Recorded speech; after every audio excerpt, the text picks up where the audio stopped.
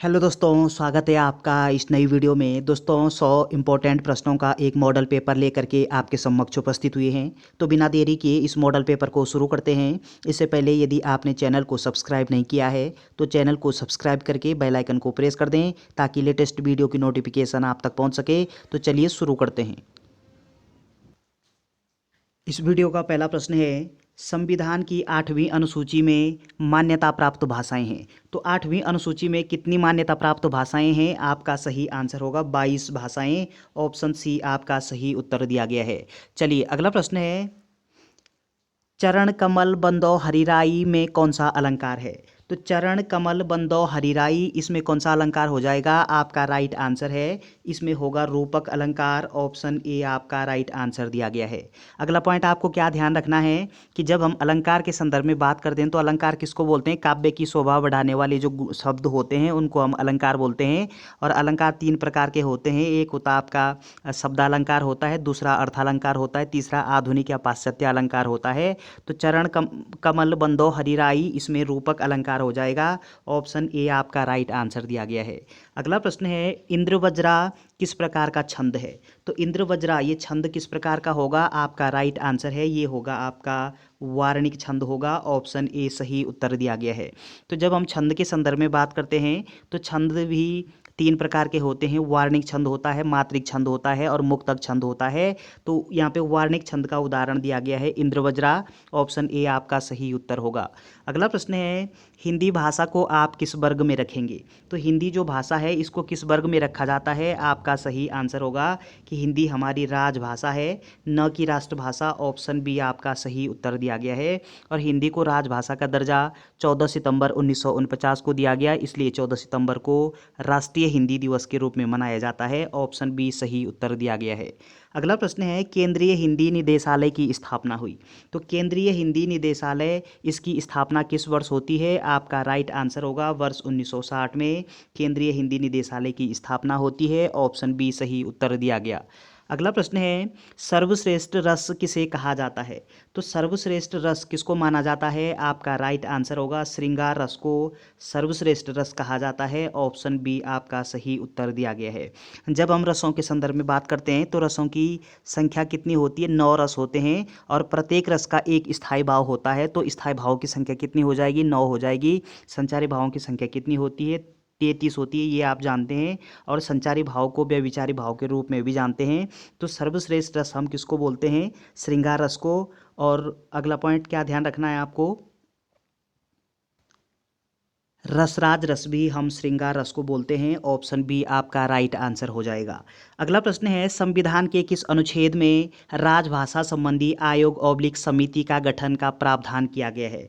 तो किस अनुच्छेद में राजभाषा से संबंधित समिति या आयोग का प्रावधान किया गया है? आपका सही आंसर होगा अनुच्छेद 344 में। ऑप्शन बी आपका सही उत्तर दिया गया है। अगला पॉइंट आपको ध्यान रखना है कि जब हम हिंदी के संदर्भ में बात करते हैं तो अनुच्छेद 343 से लेकर के अनुच्छेद 351 तक हिंदी के संदर्भ में वर्णन मिलता है। और अनुच्छेद 343 में वर्णित है कि हिंदी संघ की राजभाषा होगी और उसकी लिपि देवनागरी होगी। अनुच्छेद 344 में वर्णित है कि राष्ट्रपति राजभाषा से संबंधित किसी आयोग या समिति का गठन कर सकता है। ऑप्शन बी आपका राइट आंसर हो जाएगा अनुच्छेद 344। चलिए अगला प्रश्न है कि 6-5 करना मुहावरे का अर्थ है। 6-5 करना, इस मुहावरे का अर्थ क्या होता है? आपका सही आंसर होगा आनाकानी करना। ऑप्शन बी सही उत्तर दिया गया है। अगला प्रश्न है कि प्रथम राजभाषा आयोग के अध्यक्ष थे। तो प्रथम राजभाषा आयोग, इसके अध्यक्ष कौन थे? बीजी खैर, बाल गंगा खैर इनका पूरा नाम होता है। और प्रथम राजभाषा आयोग का गठन कब होता है? तो 7 जून 1955 को प्रथम राजभाषा आयोग गठित होता है, 7 जून 1955 को। और इसके जो अध्यक्ष थे वो बाल गंगाधर खैर थे, बीजी खैर। ऑप्शन बी सही उत्तर हो जाएगा। अगला प्रश्न है कि सुमित घर गया और सो गया। सुमित घर गया और सो गया वाक्य है। ये किस प्रकार का वाक्य हो जाएगा? आपका सही आंसर है कि यह संयुक्त वाक्य होगा। ऑप्शन सी आपका राइट आंसर दिया गया है। सुमित घर गया और सो गया, तो ये जो और शब्द दिया गया है यहाँ पे, ये दूसरे शब्द को या दूसरे वाक्य को जोड़ने का काम कर रहा है, ये संयुक्त वाक्य हो जाएगा। अगला पॉइंट आपको ध्यान रखना है कि जब हम वाक्य के संदर्भ में बात करते हैं तो वाक्य उच्चारण की रचना की दृष्टि पर तीन प्रकार के होते हैं। सरल वाक्य होता है, मिश्र वाक्य होता है, संयुक्त वाक्य होता है। तो ये आपका संयुक्त वाक्य का उदाहरण दिया गया है, सुमित घर गया और सो गया। ऑप्शन सी आपका सही उत्तर हो जाएगा। अगला प्रश्न है पुरोहित में उपसर्ग है, तो इस पुरोहित शब्द में कौन सा उपसर्ग होगा? आपका राइट आंसर है कि इसमें होगा पुर उपसर्ग। ऑप्शन बी आपका सही उत्तर दिया गया। जब हम संधि के संदर्भ में बात करते हैं तो इसमें विसर्ग संधि हो जाएगी आपकी। और जब उपसर्ग के संदर्भ में बात करें तो उपसर्ग वे शब्दांश होते हैं जो किसी शब्द के आरंभ में, जो किसी शब्द के आदि में जुड़ करके उस शब्द के अर्थ में भिन्नता ला देते हैं, परिवर्तन ला देते हैं, उसको हम उपसर्ग बोलते हैं। तो पुरोहित में पुर उपसर्ग जुड़ा हुआ है, तब जा करके यह आपका सही आंसर होगा। ऑप्शन बी राइट आंसर दिया गया। अगला प्रश्न है दूसरों के दोषों को खोजने के लिए एक शब्द है। दूसरों के दोषों को खोजने के लिए एक शब्द क्या होगा? आपका सही आंसर है, इसको बोला जाता है छिंद्रान्वेषण। ऑप्शन सी आपका राइट आंसर दिया गया है। अगला प्रश्न है शत्रु का पर्यायवाची शब्द है, तो शत्रु शब्द का पर्यायवाची शब्द क्या होता है? आपका आंसर होगा अरि। ये शत्रु का पर्यायवाची शब्द होता है। ऑप्शन बी आपका राइट आंसर दिया गया। अगला प्रश्न है मृदुल का विलोम शब्द है, तो मृदुल शब्द का विलोम शब्द, इसका उल्टा क्या होता है? विलोम शब्द क्या होगा इसका? आपका राइट आंसर है रुक्ष। मृदुल का विलोम होता है रुक्ष। ऑप्शन बी, ऑप्शन ए आपका सही उत्तर होगा। अगला प्रश्न है आंसू का बहुवचन है। आंसू शब्द का बहुवचन क्या होता है? आपका सही आंसर होगा आंसू का बहुवचन होता है आंसू। ऑप्शन ए आपका सही उत्तर दिया गया है। इस प्रश्न में बहुत सारे लोग गलती कर बैठते हैं कि आंसू का बहुवचन बताते हैं आंसुओं, ये आपका गलत उत्तर हो जाएगा। आंसू का बहुवचन होता है आंसू। आप वाक्य बना करके देखिए कि आँखों से आंसुओं निकल रहा है, आंसुओं नहीं हो जाएगा, आँखों से आंसू निकल रहे हैं। ऑप्शन ए आपका राइट आंसर हो जाएगा। अगला प्रश्न है हिंदी की प्रथम रचना है, तो हिंदी की प्रथम रचना कौन सी है? आपका सही आंसर होगा हिंदी की प्रथम रचना है श्रावकाचार। ऑप्शन ए आपका सही उत्तर दिया गया है। और हिंदी की जो प्रथम रचना है श्रावकाचार, ये किसकी रचना है? तब आपका आंसर होगा देवसेन की रचना है। कौन सी? श्रावकाचार। ऑप्शन ए आपका राइट आंसर है। अगला प्रश्न है चारपाई पर भाई साहब बैठे हैं, वाक्य में कारक है। चारपाई पर भाई साहब बैठे हैं, इस वाक्य में कौन सा कारक हो जाएगा? आपका सही आंसर है, इसमें होगा आपका अधिकरण कारक। ऑप्शन डी सही उत्तर दिया गया है। ये आप जानते हैं कि कारक कितने होते हैं हिंदी में? कारकों की संख्या होती है हिंदी में 8। तो चारपाई पर यानी में पर, ये जो पर कारक चिन्ह है ये किसके संदर्भ में प्रयुक्त होता है? अधिकरण के। तो आपका सही आंसर होगा अधिकरण कारक होगा इसमें। चारपाई पर भाई साहब बैठे हैं। ऑप्शन डी सही आंसर है। अगला प्रश्न है आजन्म में कौन सा समास है? आजन्म शब्द में कौन सा समास हो जाएगा? आपका सही आंसर है, इसमें होगा आपका अव्ययी भाव समास। ऑप्शन सी आपका राइट आंसर दिया गया है। ये आप जानते हैं कि समास कितने होते हैं हिंदी में? 6 भेद होते हैं समास के। तो अव्ययी भाव समास का उदाहरण है कौन सा? आजन्म। ऑप्शन सी राइट आंसर है। अगला प्रश्न है उत्कृष्ट का सही संधि विच्छेद है। उत्कृष्ट शब्द का सही संधि विच्छेद क्या होगा? आपका सही आंसर है उत्कृष्ट धनता। ऑप्शन बी आपका राइट आंसर हो जाएगा। अगला प्रश्न है अल्प प्राण वर्ण कौन सा है? इन चारों में से अल्प प्राण कौन सा हो जाएगा? आपका सही आंसर है कि अल्प प्राण, ये आपका जो क वर्ण दिया गया है ये अल्प प्राण होगा। ऑप्शन डी सही उत्तर होगा। अगला प्रश्न है पीला पानी नामक स्थान किस जनपद में अवस्थित है? तो पीला पानी ये कहाँ पे, किस जनपद में स्थित है? आपका सही आंसर है पीला पानी है नैनीताल में। ऑप्शन सी सही उत्तर होगा। अगला प्रश्न है हिमालयी पुष्पों का सम्राट कहा जाता है। तो हिमालयी पुष्पों का सम्राट किस पुष्प को कहा जाता है? आपका सही आंसर है ब्रह्मकमल को। ऑप्शन बी आपका सही उत्तर दिया गया है। अगला प्रश्न है गुजरू आंदोलन के प्रणेता किसे माना जाता है? तो गुजरू आंदोलन के प्रणेता के रूप में हम राम प्रसाद नौटियाल जी को जानते हैं। ऑप्शन डी यहाँ पे सही उत्तर दिया गया है। और इस गुजरू आंदोलन को गढ़वाल का बारदोली के नाम से भी जानते हैं। कुमाऊं का बारदोली या उत्तराखंड का बारदोली हम सल्ट क्षेत्र को बोलते हैं, गढ़वाल का बारदोली गुजरू क्षेत्र को बोलते हैं। गुजरू क्षेत्र में ये जो आंदोलन हुआ है इसके प्रणेता के रूप में राम प्रसाद नौटियाल जी विख्यात हैं। ऑप्शन डी आपका राइट आंसर दिया गया। अगला प्रश्न है गढ़वाल विश्वविद्यालय की स्थापना हुई। तो ये आप जानते हैं कि गढ़वाल विश्वविद्यालय ये कब अस्तित्व में आता है, इसकी स्थापना किस वर्ष होती है। आपका सही आंसर होगा वर्ष 1973 में। ऑप्शन बी सही उत्तर दिया गया। अगला पॉइंट क्या ध्यान रखना है कि उत्तराखंड में वर्ष 1973 में 2 विश्वविद्यालय एक साथ अस्तित्व में आते हैं। गढ़वाल क्षेत्र के लिए गढ़वाल विश्वविद्यालय और कुमाऊं क्षेत्र के लिए कुमाऊं विश्वविद्यालय। तो दोनों विश्वविद्यालयों की स्थापना वर्ष 1973 में होती है। चलिए अगला प्रश्न है रक्षा सूत्र आंदोलन के प्रणेता कौन है। आपका आंसर है कि सुरेश भाई ये रक्षा सूत्र आंदोलन के प्रणेता के रूप में जाने जाते हैं। ऑप्शन सी सही उत्तर दिया गया। ये रक्षा सूत्र आंदोलन टिहरी के भिलंगना क्षेत्र में होता है और सुरेश भाई इसके प्रणेता के रूप में जानते हैं हम इनको। ऑप्शन सी राइट आंसर है। अगला प्रश्न है राष्ट्रीय ज्वाला समाचार पत्र है। तो राष्ट्रीय ज्वाला नामक जो समाचार पत्र है ये पत्र कहाँ से प्रकाशित होता है। आपका आंसर होगा कि पौड़ी के दुगड्डा से ये प्रकाशित होने वाला समाचार पत्र है। और ये जो राष्ट्रीय ज्वाला समाचार पत्र ये किस प्रकार का समाचार पत्र होगा। आपका आंसर है साप्ताहिक समाचार पत्र है। ऑप्शन सी सही आंसर दिया गया। अगला प्रश्न है ऋषि घाटी कहाँ स्थित है। तो ऋषि घाटी ये आपका हरिद्वार में अवस्थित है। ऑप्शन सी सही उत्तर दिया गया है।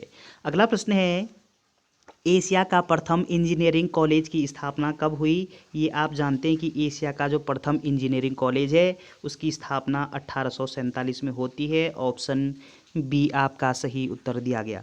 अगला प्रश्न है रामेश्वर मेला किस जनपद में आयोजित होता है। कहाँ पे लगता है रामेश्वर मेला।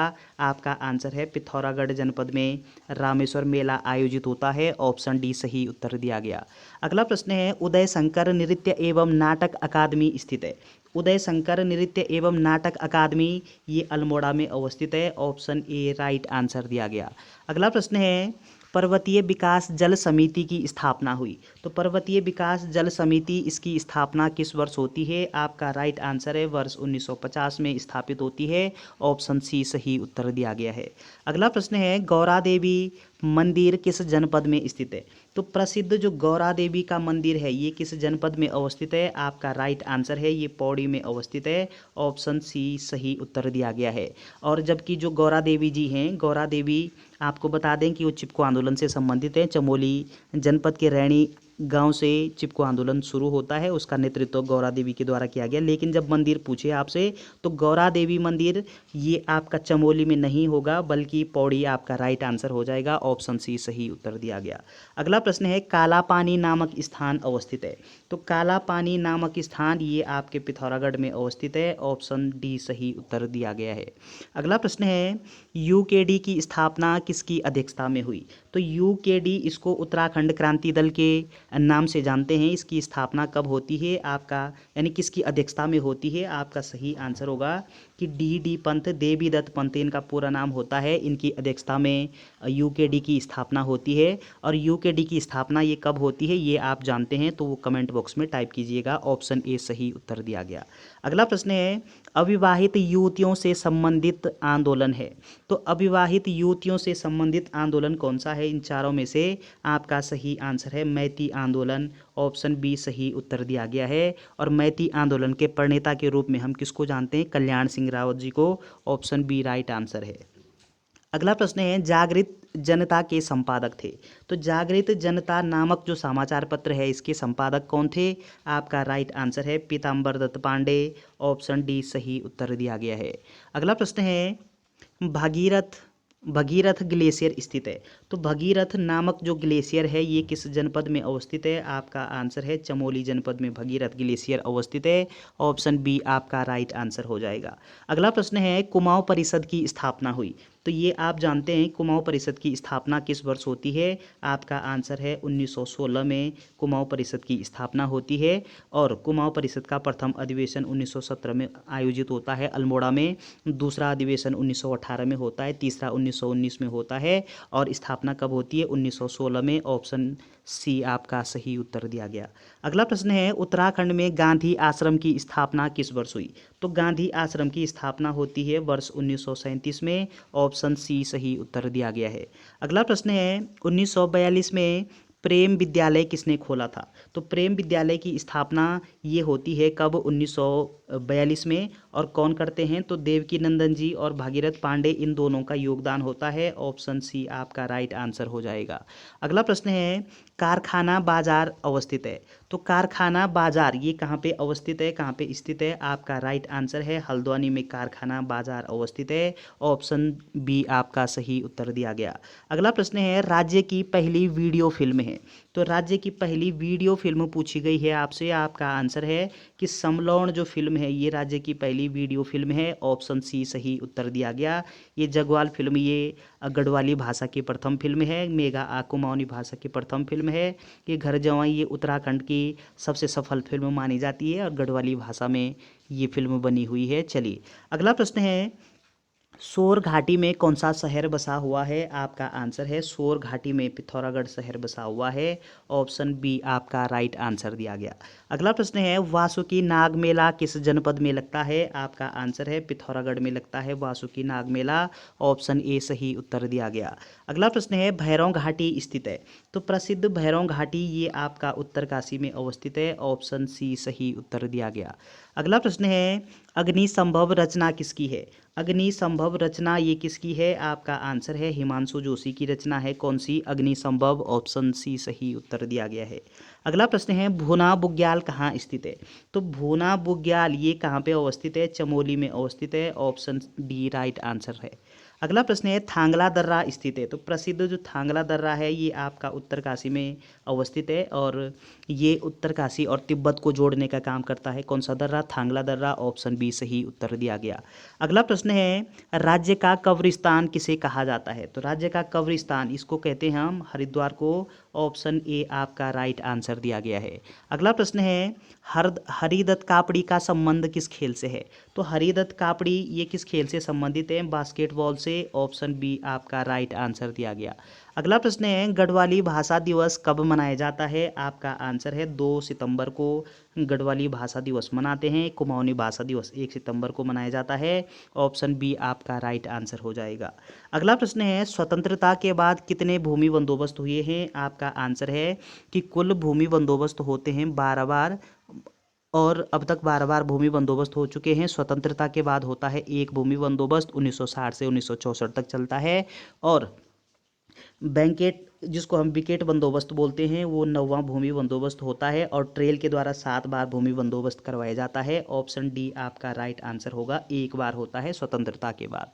चलिए अगला प्रश्न है कुमाऊं वन विभाग की स्थापना हुई। तो कुमाऊं वन विभाग इसकी स्थापना किस वर्ष होती है? आपका आंसर है 1868 में कुमाऊं वन विभाग की स्थापना होती है। ऑप्शन सी आपका राइट आंसर होगा। अगला प्रश्न है मल्ल राजा कुमाऊं को किस नाम से पुकारते थे? आपका आंसर है कि पर्वत डोटी कहते थे मल्ल राजा कुमाऊं को। ऑप्शन सी राइट आंसर होगा। अगला प्रश्न है पंडित नैन सिंह का संबंध है। पंडित नैन सिंह इनका संबंध किस क्षेत्र से है? आपका आंसर है ये वैज्ञानिक हैं और वैज्ञानिक के साथ साथ ये सर्वेयर भी हैं। तो ये आपको ध्यान रखना है सर्वेयर, वैज्ञानिक और सर्वेयर से पंडित नैन सिंह का संबंध है। ऑप्शन डी आपका सही उत्तर है। अगला प्रश्न है नीलगिरी किसे कहा जाता है? तो नीलगिरी किसको कहते हैं? बागेश्वर को नीलगिरी के नाम से भी जानते हैं। ऑप्शन डी आपका राइट आंसर हो जाएगा। अगला प्रश्न है चंद्रवाड़ी ताल अवस्थित है। तो चंद्रवाड़ी जो ताल है ये आपका देहरादून में अवस्थित है। ऑप्शन ए सही उत्तर है। अगला प्रश्न है हंसुली आभूषण धारण होता है। तो हंसुली नामक जो आभूषण है इसको हम किस अंग में पहनते हैं? आपका आंसर है गले में पहना जाता है हंसुली आभूषण। ऑप्शन बी आपका राइट आंसर हो जाएगा। अगला प्रश्न है राज्य लोक सेवा आयोग की प्रथम महिला सदस्य थी। तो राज्य लोक सेवा आयोग की प्रथम महिला सदस्य पूछा गया है आपसे। आपका राइट आंसर होगा सुधा पांडे। ऑप्शन डी सही उत्तर दिया गया है। और राज्य लोक सेवा आयोग का उल्लेख किस अनुच्छेद में मिलता है? आपका आंसर होगा अनुच्छेद 315 में।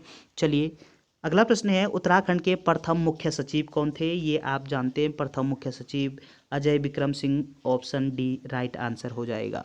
अगला प्रश्न है राष्ट्रीय महिला आयोग की स्थापना कब हुई थी? तो राष्ट्रीय महिला आयोग ये कब अस्तित्व में आता है? आपका आंसर है 1992 में राष्ट्रीय महिला आयोग की स्थापना होती है। ऑप्शन ए आपका राइट आंसर हो जाएगा। अगला प्रश्न है दल बदल कानून से संबंधित अनुसूची है। आपका आंसर है दल बदल कानून से संबंधित अनुसूची है आपकी 10वीं अनुसूची। ऑप्शन बी सही उत्तर दिया गया है। और ये आप जानते हैं कि भारतीय संविधान में वर्तमान समय में 12 अनुसूचियां हैं और मूल संविधान में अनुसूचियों की संख्या 8 थी। 9वीं अनुसूची ये 1951 में जोड़ी गई है। 10वीं अनुसूची 85 में जोड़ी गई है। 11वीं अनुसूची 73 में जोड़ी गई, 73वें संविधान संशोधन के तहत जोड़ी गई और 12वीं अनुसूची 74वें संविधान संशोधन के तहत जोड़ी जाती है। तो चलिए ऑप्शन बी आपका राइट आंसर हो जाएगा। 10वीं अनुसूची दल बदल कानून से संबंधित है। अगला प्रश्न है अंटार्कटिका महाद्वीप को कहा जाता है। तो अंटार्कटिका महाद्वीप को हम अन्य किस नाम से जानते हैं? आपका आंसर होगा श्वेत महाद्वीप कहते हैं हम अंटार्कटिका महाद्वीप को। ऑप्शन ए आपका सही उत्तर दिया गया है। और अंध महाद्वीप किसको बोलते हैं? अफ्रीका महाद्वीप को बोला जाता है अंध महाद्वीप। और एशिया महाद्वीप को उगता हुआ सूर्य का महादेश बोला जाता है। उत्तरी अमेरिका, ये जो नई दुनिया उत्तरी अमेरिका को बोला जाता है। तो चलिए ऑप्शन ए आपका राइट आंसर दिया गया। अगला प्रश्न है पारिस्थितिक निकेत की संकल्पना ये किसके द्वारा दी गई है? ग्रीनेल के द्वारा। इंपॉर्टेंट प्रश्न है। ऑप्शन ए राइट आंसर दिया गया। अगला प्रश्न है राज्य लोक सेवा आयोग के सदस्यों को हटाने का अधिकार है।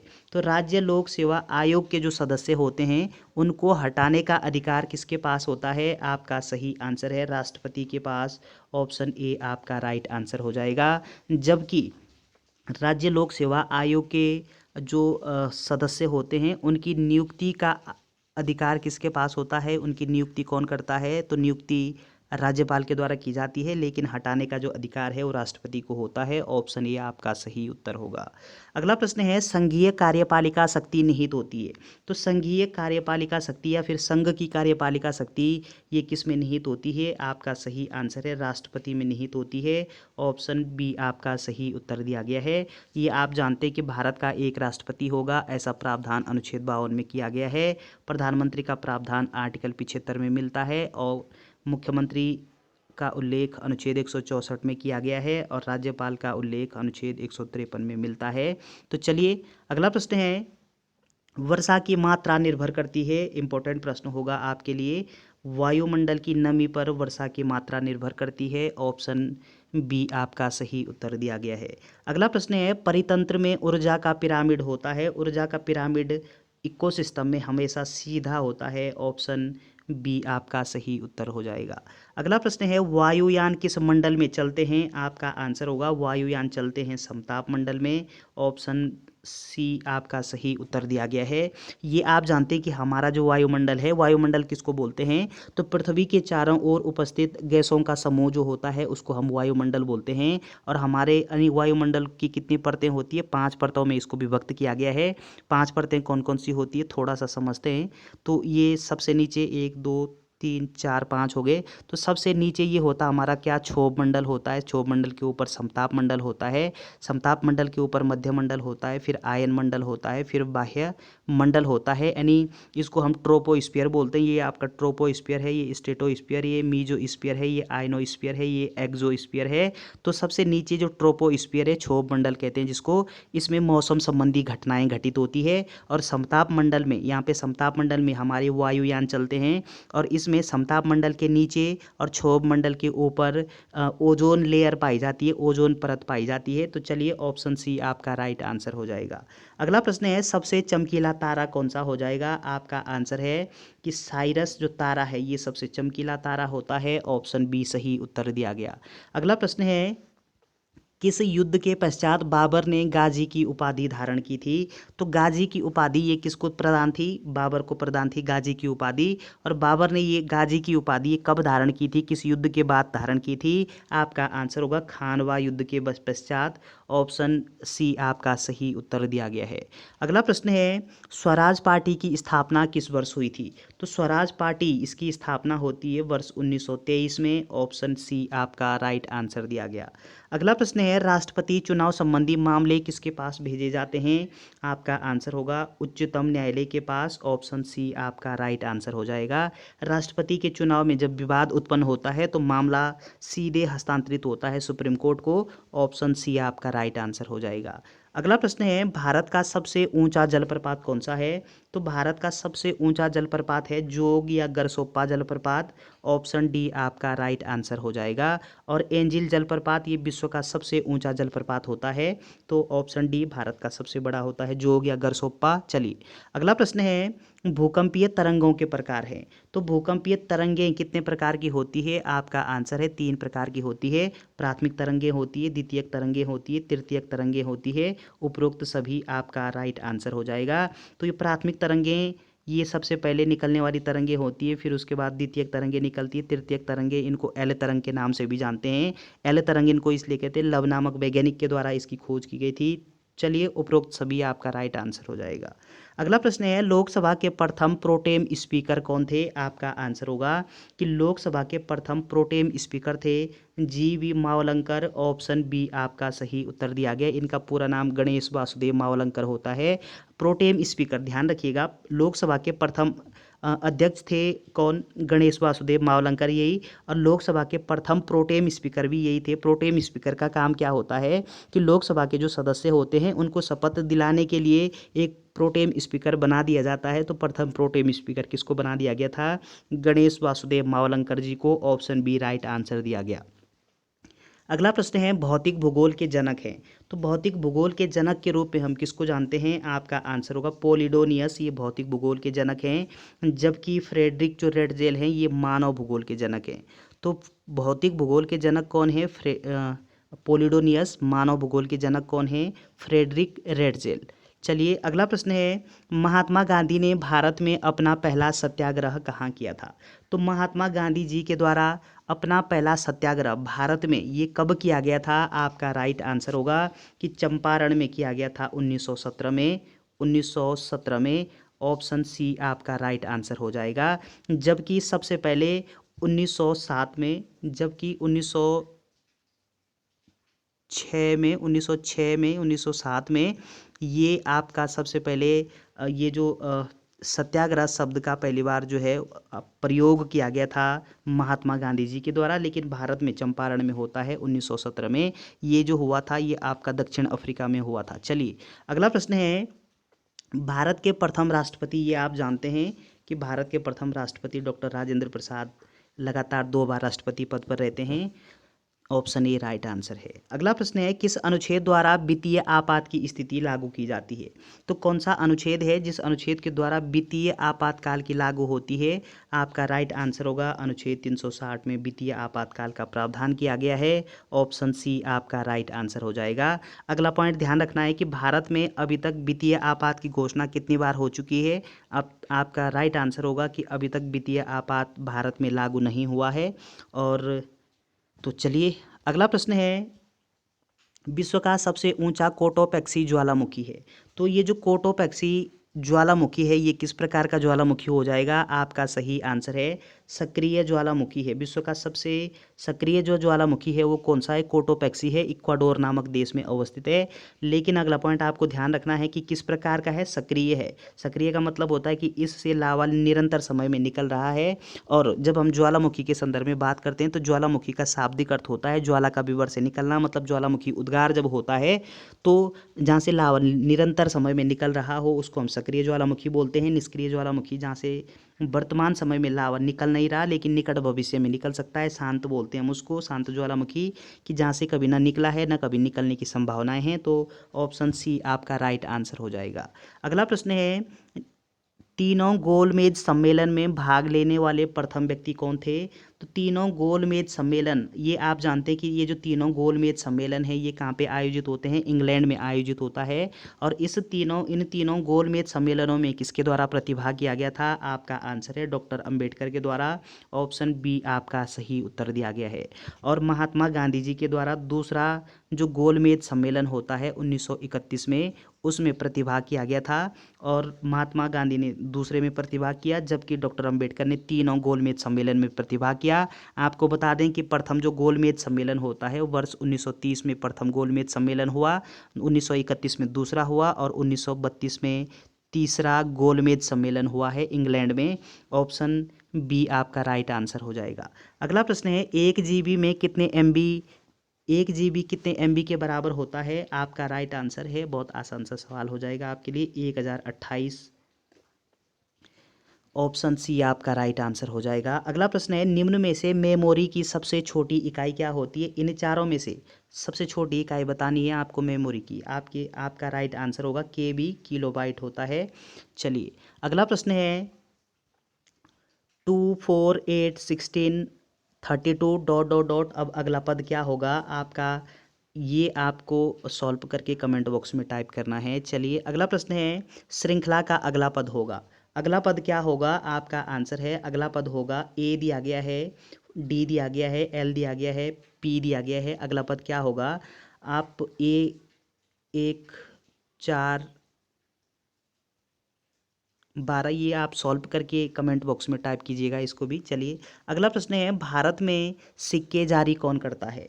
तो सिक्के ये किसके द्वारा जारी किए जाते हैं भारत में? आपका राइट आंसर होगा कि वित्त मंत्रालय के वित्त सचिव के हस्ताक्षर होते हैं सिक्कों पे, सिक्के जारी होते हैं वित्त मंत्रालय से।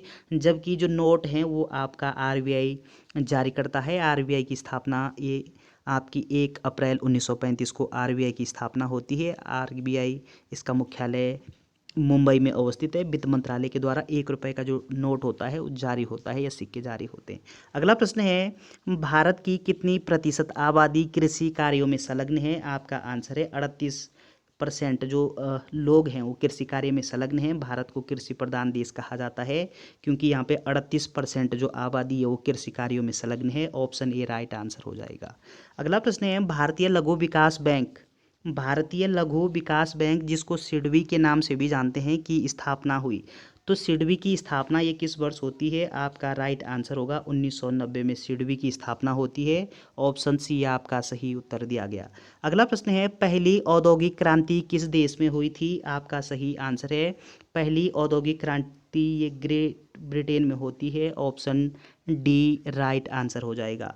अगला प्रश्न है भारत का प्रमुख दुग्ध उत्पादक राज्य है। तो सबसे अधिक दूध ये किस राज्य में उत्पादित होता है? आपका आंसर है उत्तर प्रदेश में सबसे अधिक दूध उत्पादित होता है। ऑप्शन सी आपका राइट आंसर हो जाएगा।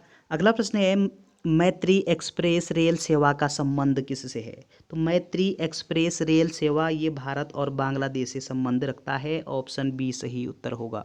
अगला प्रश्न है सामुदायिक विकास कार्यक्रम चलाया गया।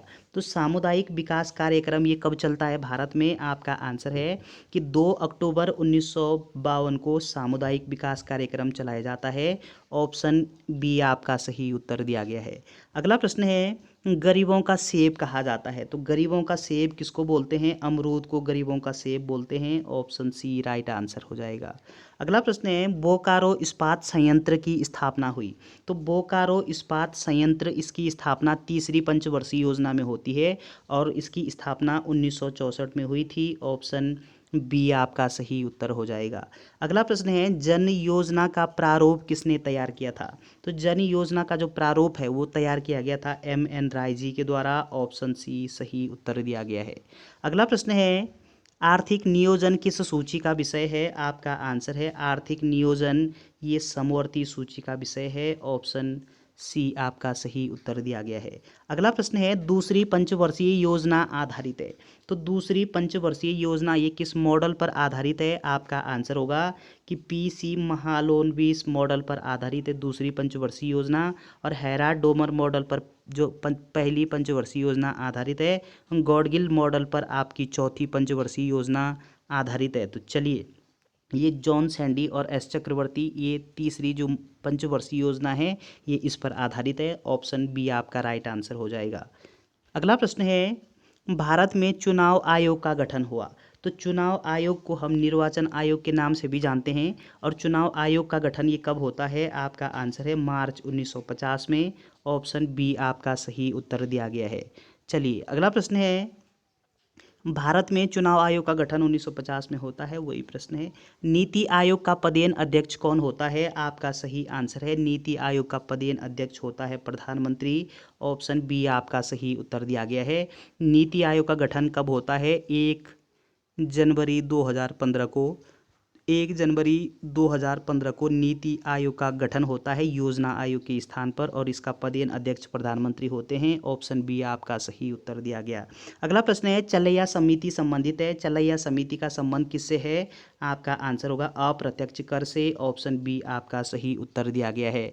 तो चलिए दोस्तों, ये 101 इंपॉर्टेंट प्रश्नों का एक मॉडल पेपर था। वीडियो अगर आपको अच्छी लगती है तो चैनल को सब्सक्राइब करना ना भूलें। Thanks for watching.